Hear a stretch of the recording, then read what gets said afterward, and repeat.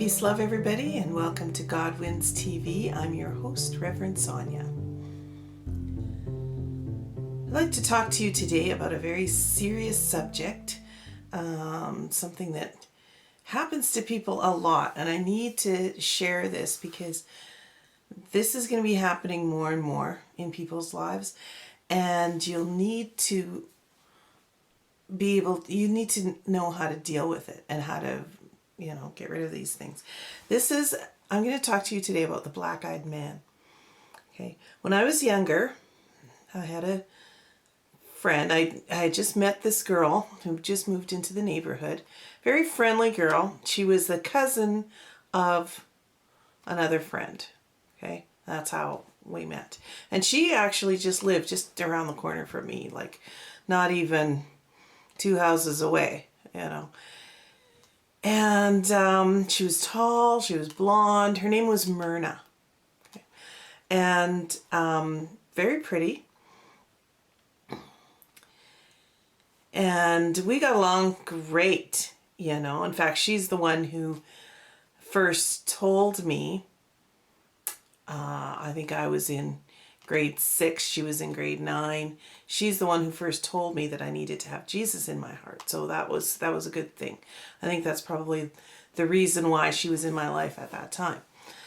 And but anyway, she had a very unusual experience, and she had kept having them, and she was at a loss as to what to do. Even though she was saved, she had no idea about these kinds of things. So anyways, she told me, one of the first things that she told me is she said, have you ever played with a Ouija board?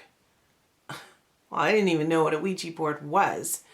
And so, I just gotten saved. I don't know what a Ouija board is.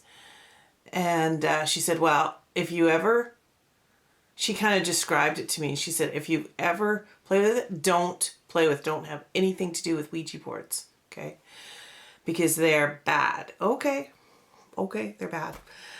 And so she told me that she was, even though it was just her and her mom that lived in this little teeny weeny house, and her mom worked very hard. Her mom was kind of a crotchety old lady. She'd be like, Myrna, do the dishes. But, she was really nice, just wrinkled up like crazy and tiny, skinny little lady. And never had a problem with Myrna having friends over, never had a problem with Myrna, socializing and that sort of thing. And, or going to church or anything like that. So,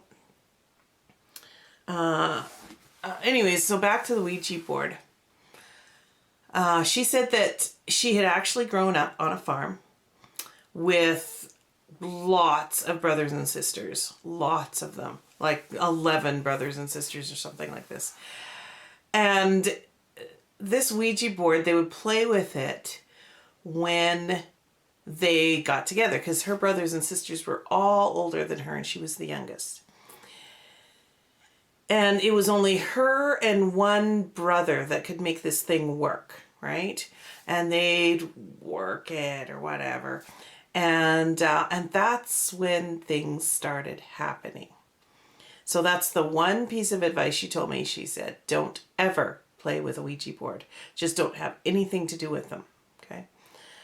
So anyhow, it was just her and her mom living on the farm still. Way out somewhere. I don't even know where. And all her brothers and sisters had grown up and left for whatever reasons. And so she had all the chores. So one of her chores was to take out the garbage. So one day she's got 2 garbage bags in her hands, and she's walking. If you don't know, out in the country here, we have these burn barrels. Like, it's just an old big oil barrel, and it's a ways away from the house. And what you do is you take your flammable garbage, cardboard boxes, Kleenex, that kind of thing. And you take it out and you burn it in the burn barrel. Okay. And that's how you take care of your garbage. There's no truck that comes and takes it away. No, So she's walking along and she's got, and she's looking at the path in front of her. She's got the 2 bags in her hands and she's thinking about homework or something, not thinking about anything in particular. And she gets about halfway to the burn barrel. And she looks up and here's this man standing there. And he is a dark man. Not that he's an African American, but his skin is really dark, really black. And he's standing there and he's looking at her like with this evil look. And he's got, he smiles. Oh, he's got these 2 dogs with him. And he smiles and all his teeth are pointy. And the dogs smile and all their teeth are all pointy. And she is just terrified, just frozen in fear, looking at this guy. And his 2 big, it's like, I imagine there's something like Dobermans or something like that, one on each side, right? And she's just frozen there. So the guy picks up this big gun and he points it straight at her, like he's gonna shoot her. And she just drops the bags, screams, and runs back to the house. And she's like, Mom, there's this man, and everything. And her mom is like, what? She runs out there, and there's nobody there. The guy's gone, the dogs are gone, nobody there. And so her mom is, freaking out, but what can they do? There's nothing they can do. Lock the doors, whatever, right? And so that was the first incident. That was the first time she ever saw him. And the only time she ever saw him, the dogs, So the next time she saw him, she was going up into the attic. Some of these old farmhouses, they just have, the staircase that goes into the attic, into the top part of the house, right? And so she's walking up into the attic and she's supposed to be going to look for something, some old thing or whatever. And she goes up there and she looks and she can see this part of him, just his head, and he's there. He's like at the window, but he's in the house, right? And she sees him and he's just looking at her with the same look, right? And she just screams and runs down and tells her mom, Mom, the man's there. And the mom is like, runs upstairs, got her protection, whatever she had. And, there's nobody there, right? So the mom was like, okay, that's it. We're moving, right? And so they moved out of that and they moved somewhere else. But oftentimes this man would follow her. And Myrna said that it was not a physical man. It was like a spirit thing, right? Not really a ghost, but she could see it, but for whatever reason, nobody else seemed to see it, And so every time she would see this guy, she'd see it several times, and then the mom go, you know what, that's it, we're moving. And they'd move somewhere else, because the house is haunted or whatever, right?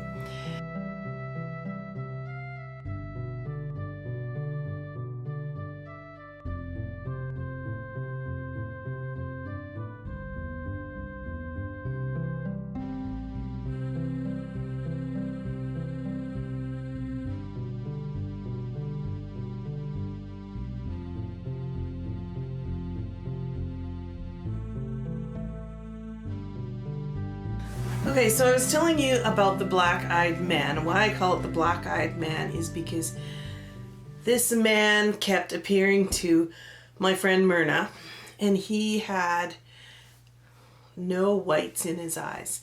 Dark, not that he was an African American, but you know, dark, kind of wavy hair, pointy teeth when he smiled. That's the only time he ever smiled at her was when she saw him on the farm. And that's the only time she ever saw the dogs or the gun. From then on, she only ever saw this much of him. Okay? And she didn't call him the black-eyed man. I call him the black-eyed man because people have heard about, you know, the black-eyed children. And you can just do a Google search on that. But this was the black-eyed man. And this is the only story that I've ever heard about a man with no whites in his eyes, pointy teeth. And he's more of a spirit being, okay? Very scary person. Okay, throughout this video, what I want is for you to not be afraid, because ultimately there is a way of getting rid of things like this, okay? And if you've ever come across anything like this, know that when we're done, I'm going to share with you how to get rid of entities like this in your home, in your life, in maybe your workplace or whatever. Okay, so let me just carry on with this story. And on the next video, we'll talk about how to get rid of things like this, okay? Okay, so so one night, Myrna, my friend, was asleep in bed, and she woke up in the middle of the night, and she just felt, you know, like she needed to go downstairs.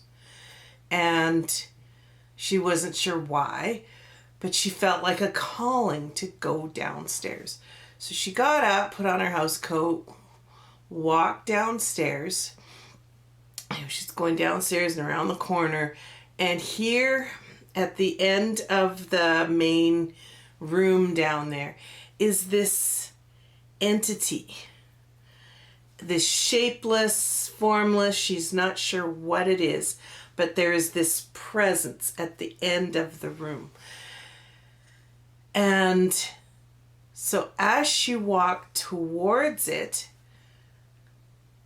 all of these other smaller, similar entities began to line up along the sides of the room. Okay.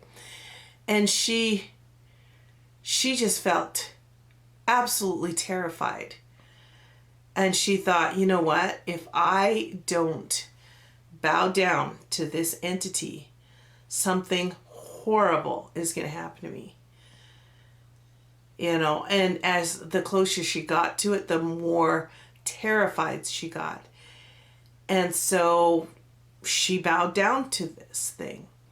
And I said, no, you did not. And she's, yes, I didn't know what else to do, you know, because I just felt that if I didn't do that, something absolutely horrible was going to happen to me. And so she did. And as she bowed down to this thing, all these other little entities began to dance and celebrate, you know. And that's all she remembers of that. Then, a little while later, I don't know that it was the next day or whatever, but it was a little while later, she was coming home from school. And for whatever reason, and I mean, in one side of her mind, she knows this is wrong. On the other side of her mind, she's thinking, I need to get a knife and I need to kill my mother. And I mean, that sounds absolutely crazy to me. Like, why would you even think that? She loved her mother. Her mother was the only relative she had anymore, you know. And so she came home from school. She put her books on the table. And she went and got a big steak knife from the kitchen. And she just quietly walked around.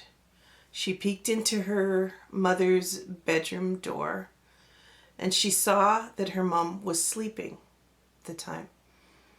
And she thought, oh, she's sleeping. I'll just do this later. And then she went and she put the knife back in the drawer. Now, to me, that's crazy. You know, why would you even, your mind is not even working right. You know, what influence would be so harsh that you would want to do something like that? That's horrible.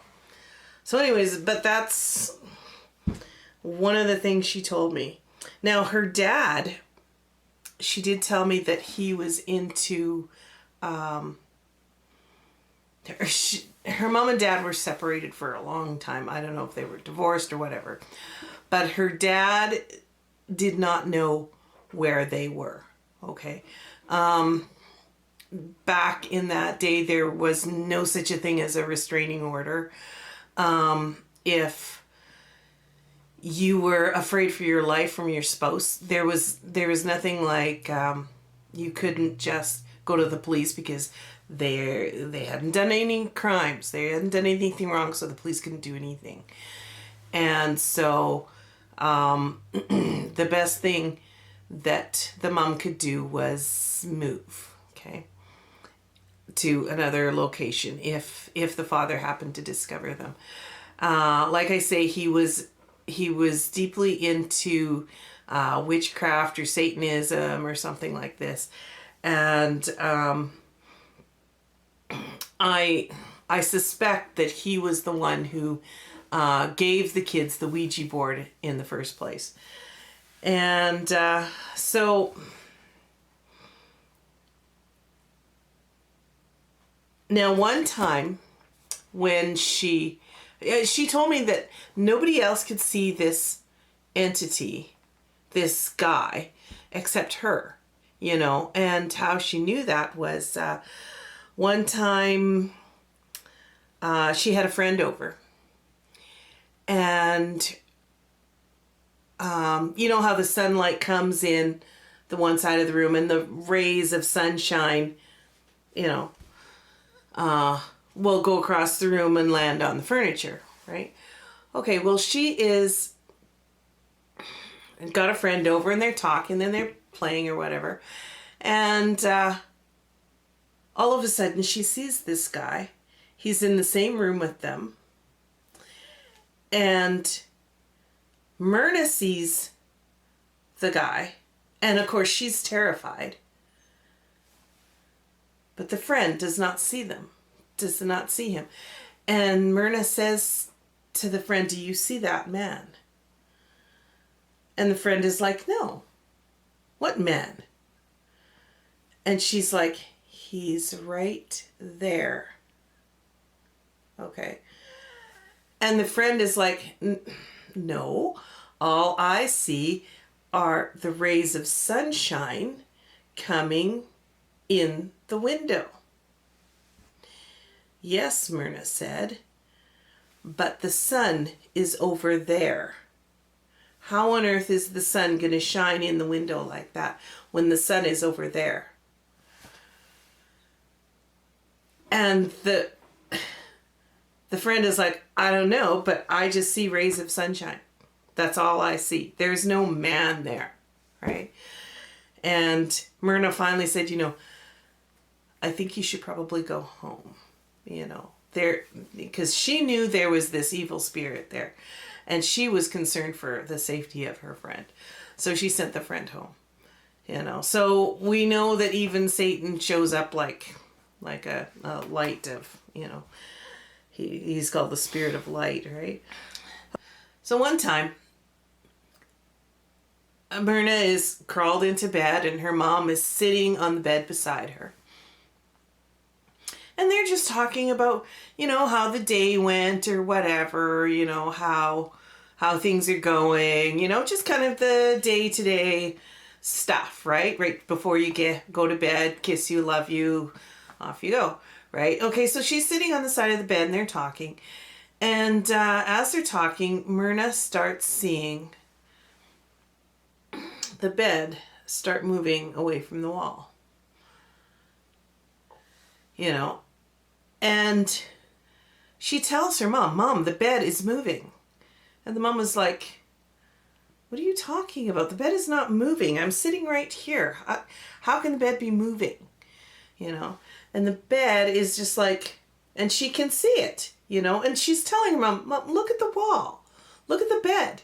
The bed is moving." You know, and she even looked down and her mom's feet are moving across the floor like this, you know. The mom couldn't see anything, couldn't feel anything. Myrna could feel the bed moving, you know. And a lot of things could probably explain something like that. But again, she saw these things. Other people did not, okay?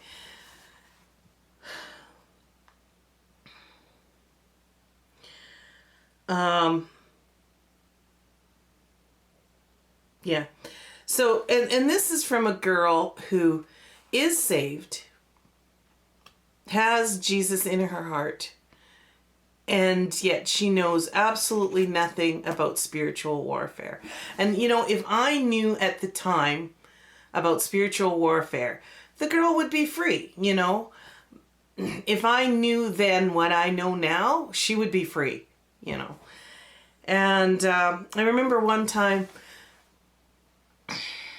there was a whole bunch of us playing on the street corner, you know.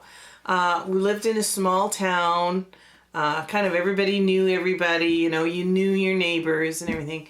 So we had our bicycles and it was nighttime, it was summertime, so we had no school.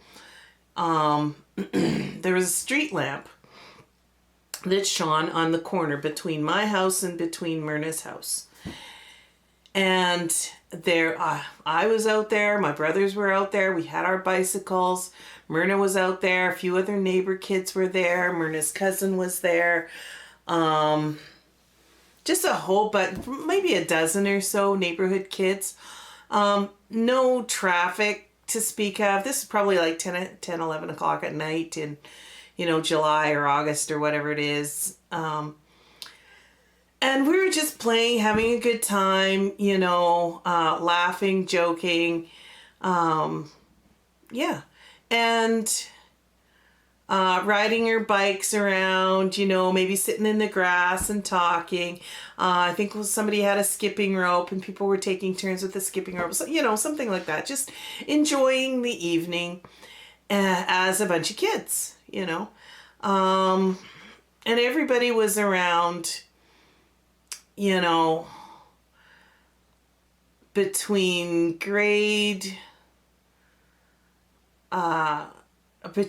grade 9 down to about grade 5, grade 4, you know, just a whole variety of kids, a dozen or so of us. And there had been some construction in the neighborhood. They had been building a house, and so one of the houses had a big mound of dirt beside it, and you know, we're just playing, having a good time, and all of a sudden, out of the blue, Myrna just sits up like this, and she says to me, "Do you see something behind that mound of dirt?" And I'm looking and I'm like, "No." And she said, "He just poked his head out from behind that mound of dirt. He's there." You know? And I'm like, "There's nothing there. Myrna, there's nothing there. It's okay. It's, you know, there's nothing there." And she's like, "I think I better go home. I think I better go home." I'm like, "Why? We're having a good time. We don't have any kind of curfew. We don't have school. It's summertime. We're having a good time. Why are you going to go home?" You know? And she's like, I saw him and I just think that maybe I better go home. you know. And I was just floored, like, what a way to ruin a great time, you know. And I wasn't mad at her or anything, but I just really felt for her, like, come on, you know. And so she just straight walked home, beeline, straight home, you know. Like I say, like, and I would tell people, you know, what was going on with Myrna. Like, you know, I'd be like, Mom, she tells these weird stories about this black-eyed man and everything like that. And Mom would be like, oh, Sonja, she's just trying to scare you. Okay. You know what? I know when people are trying to scare me, right? You're sitting there, you're focusing on something and you're concentrating. And, you know, one of my brothers would come up to me and go, "Ah!" And you would just hit the roof and they'd laugh and everything like this. That's when somebody's trying to scare you.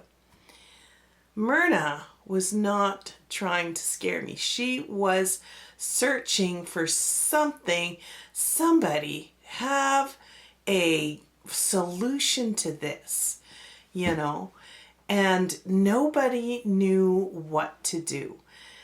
And one day she asked me, she said, Sonja, the other day, did you see a car like go down the street really, really slow by the house and then turn around and come back and go really, really slow by the house again and then drive off like by her house? And I said, no, Myrna, I didn't see anything like that. Oh, okay. Well, I just thought I would ask and see if you knew, because I saw somebody like that. And she says, and I think it was my dad, you know. I'm like, oh, you know, because dads were fine people, you know. I mean, they weren't, you know, I just never experienced anybody in that kind of a situation, you know, and that was afraid for their lives because of someone else.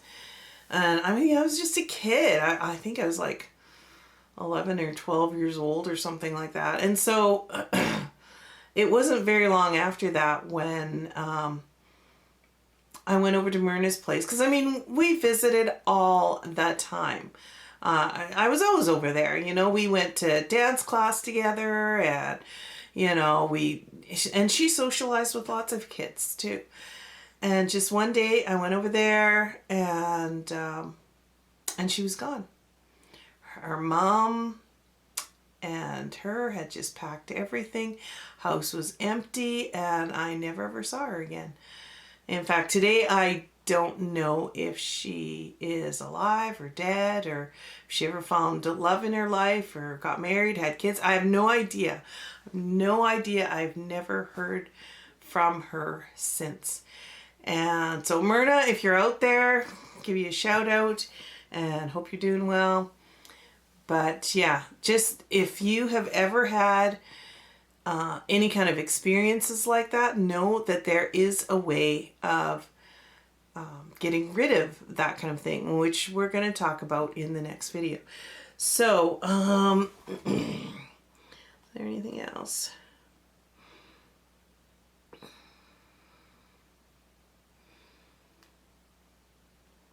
What else I can talk about? Oh yeah, when I was sick, when I wrote my book, Jesus Was in My Room Last Night, at the time of that incident, I started having some what we call demonic oppression as well. You know, I would close my eyes and to try to go to sleep, and all I would see is snakes trying to get at me, you know. And then I would open my eyes and they would be gone. you know, almost like instantly going into a dream state, and that's your dream, you know. And with Jesus' help, I got rid of that. There was all kinds of spiritual oppression going on in the house, appliances breaking, and you know, that sort of thing. So Jesus had shown me how to cleanse your house, cleanse your life of this kind of demonic, any kind of demonic oppression, you know, when the demons are encroaching in on your space and they are trying to influence you in a particular way. What to do about that, okay? So we're going to talk about that in the next video, like I said, and we might even do a little bit of a series on it, because it is kind of a big topic. So okay, so throughout this video, I don't want you to be afraid at all, okay? Because when God and the devil get into a fight, who wins, right? Yes, God wins. Okay, so we will get right into it, and we will see you on the next video. So peace, love, everybody, and you have a great day. Okay, bye-bye.